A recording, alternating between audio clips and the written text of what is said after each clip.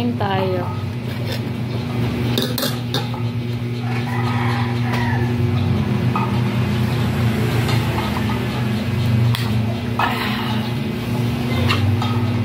Ulam ko is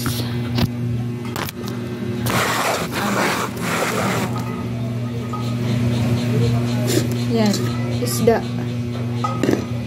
tulingan, ginuunan, paksiw ba, tapos ginamos, yan,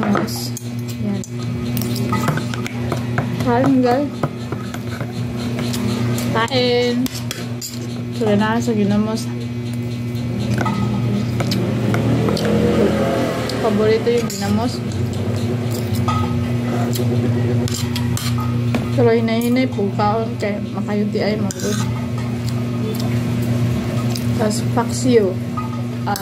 Kung sa Bisaya ay inununan. Sarap to kapag ano, nasabaw ng saging.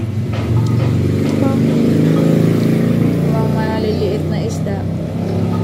Dati giputos lang na ni Papa sa dahon sa saging. Lami dun ba sa probinsya.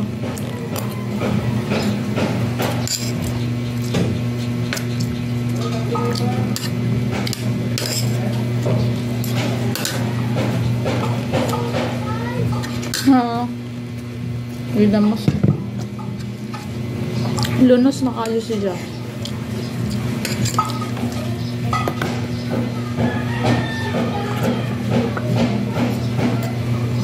Pero pinaka-favorite ko sa ginamos, yung buo pa yung isda.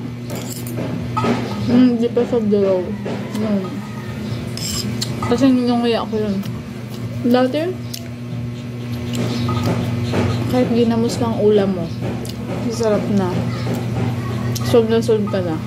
Ang daming kanin. Okay na yun. Ngayon sa panahon natin, kailangan fired. Kasi naghihirap na eh.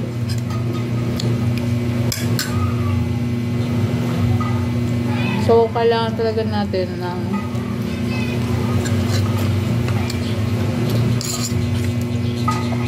pondo na meron kang gulayan, ang sariling farm. Yun.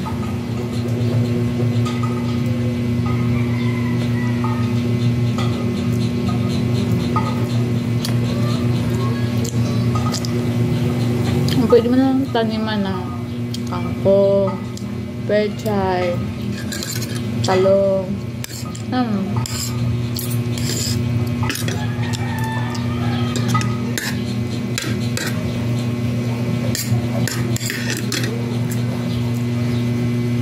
Sarap yun.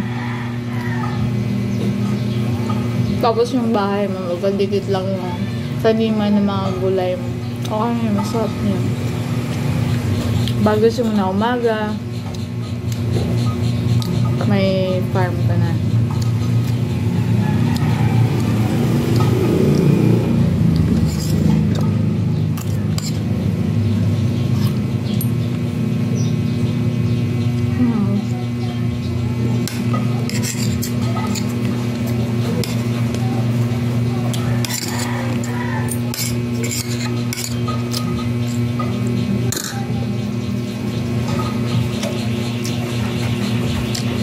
Kahit payat ako, hindi ko mag-gets.